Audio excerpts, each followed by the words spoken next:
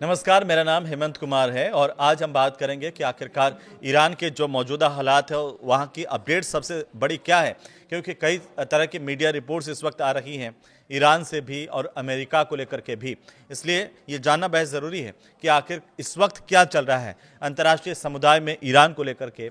और ये कहा जा रहा है कि ईरान में जो जिस तरह के प्रदर्शन हो रहे हैं उसके बीच अमेरिका के अधिकारियों ने राष्ट्रपति डोनाल्ड ट्रंप को ईरान पर संभावित सैन्य हमलों के विकल्पों की ब्रीफिंग दी है। यह बहुत बड़ी बात है। तो कई लोग इस बात को लेकर के कयास लगा रहे हैं कि क्या अमेरिका ईरान पर कोई बड़ा हमला करने वाला है। उधर अगर दूसरे देशों को कई देशों में इसे लेकर के हलचल भी है और अलग अलग तरह की प्रतिक्रियाएं भी हैं। लेकिन आप ये देखिए कि मीडिया रिपोर्ट से कहती है कि ईरान पर अमेरिका बड़ा हमला कर सकता है और ईरान के चारों तरफ अमेरिकी सेना तैनात करने की भी कुछ अपुष्ट खबरें सामने आ रही हैं। इनको लेकर के आज हम बात करेंगे, क्योंकि न्यूयॉर्क टाइम्स की एक रिपोर्ट यह कहती है कि अगर ईरान सरकार प्रदर्शनकारियों पर कार्रवाई करती है तो ट्रंप सैन्य कदम उठाने पर गंभीरता से विचार कर सकते हैं। ट्रंप के जो हालिया बयान है वो कुछ इसी तरफ इशारा करते हैं। अधिकारियों ने यह कहा कि राष्ट्रपति ने अभी अंतिम फैसला हालांकि इस पर नहीं लिया है, लेकिन जिस तरीके से अंदरूनी तौर पर तैयारी की जा रही है उसे लेकर के अंतर्राष्ट्रीय जो समुदाय है उसमें कहीं ना कहीं इस बात को लेकर के चर्चाएं हैं। आज जरा आप इस बात को समझिए कि ट्रंप ने सोशल मीडिया पर यह लिखा कि ईरान आज़ादी की तरफ देख रहा है जो पहले कभी नहीं हुआ। अमेरिका मदद करने के लिए तैयार है। वहीं ईरान की संसद के जो स्पीकर हैं मोहम्मद बागेर कालिबाफ, उन्होंने संडे को ही रविवार को यह चेतावनी दी कि अगर अमेरिका या इजराइल ने ईरान पर हमला किया तो दोनों को सख्ती से जवाब देंगे। अब आप देखिए कि अमेरिका के जो राष्ट्रपति हैं डोनाल्ड ट्रंप, उन्होंने ईरान में दखल देने की अपनी चेतावनी को फिर से दोहरा दिया और ये चर्चाएं फिर से तेज हो गई कि अमेरिका कभी भी ईरान पर हमला कर सकता है, बड़ा हमला कर सकता है।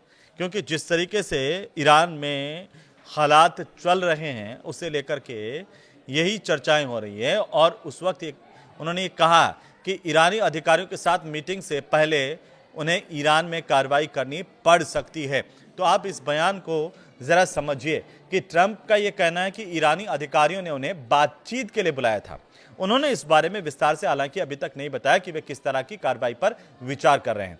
मीडिया रिपोर्ट से कहती हैं कि उन्हें मंगलवार को खास विकल्पों के बारे में जानकारी जो है वो देने की तैयारी हो रही है। जानकारी दी भी गई है कि आखिर विकल्प क्या क्या हो सकते हैं ईरान को लेकर के। इस बात पर मंथन हो रहा है व्हाइट हाउस में। इसी बीच एक अमेरिकी ऑब्जर्वर ग्रुप का यह कहना है कि 28 दिसंबर से ईरान में हो रहे प्रदर्शनों में 500 से ज़्यादा लोगों की अब तक मौत हुई है। आपने ईरान में जिस तरीके से प्रदर्शन हो रहे हैं, जेनजीज की बात कर लीजिए या फिर तमाम जो सरकार विरोधी नारेबाजी हो रही है, जगह जगह प्रदर्शनों का सिलसिला देखा जा रहा है, आगजनी देखी जा रही है, उस बात को भी हम सब ने देखा है। ट्रंप ने प्रदर्शनकारियों के मारे जाने पर ईरान में दखल देने की जब धमकी दी और उसके बाद से ये चर्चाएं हो रही थी। और इस पर जब ट्रंप से ये पूछा गया कि क्या ईरान ने रेड लाइन को पार कर दिया है, तो उन्होंने ये कहा कि लग रहा है कि वे ऐसा कर रहे हैं। उन्होंने अपने विकल्प जो है वो तैयार रखे हैं। हो सकता है कि ये डराने के लिए किया जा रहा हो या हो सकता है कि गंभीरता से अमेरिका इस पर काम कर रहा हो।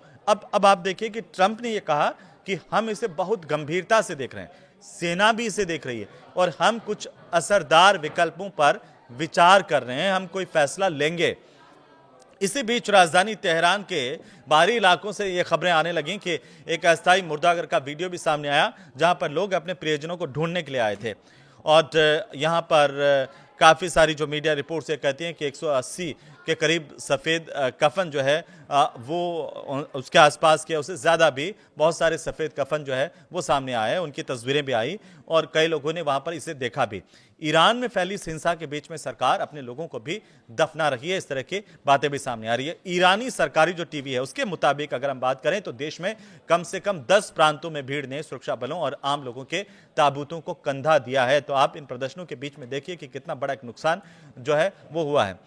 ईरान इन मौतों के लिए अमेरिका और इजराइल को दोषी ठहरा सकता है और सरकार ने ईरान के लोगों से सड़कों पर आकर अपना समर्थन दिखाने के लिए कहा है।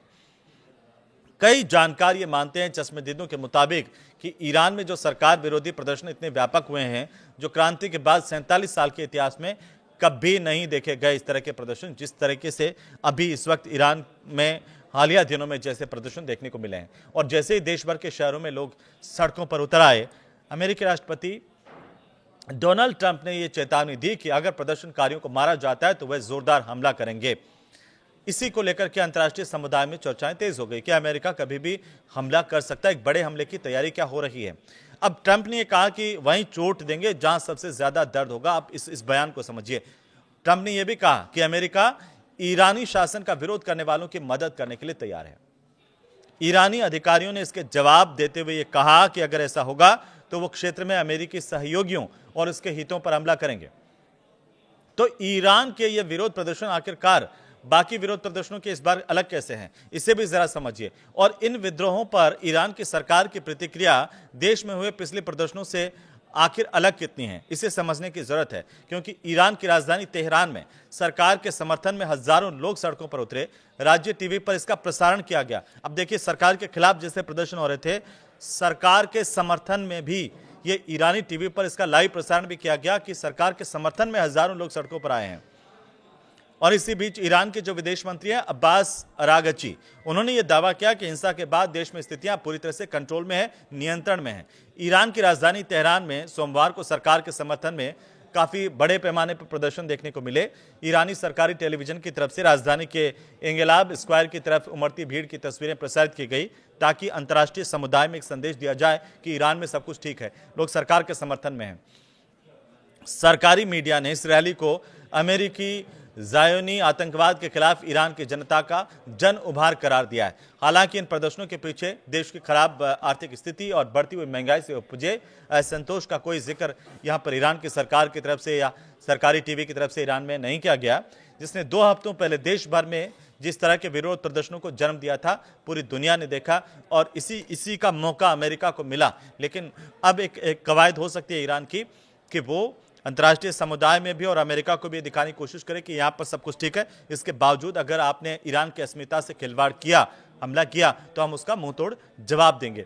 आपको क्या लगता है कि अमेरिका आने वाले दिनों में क्या एक बड़ा हमला ईरान पर कर सकता है? हमें कमेंट बॉक्स के जरिए आप जरूर बताएं। आपको ये वीडियो कैसा लगा, इसकी जानकारी कैसी लगी, वो भी हमें बताएं। नमस्कार।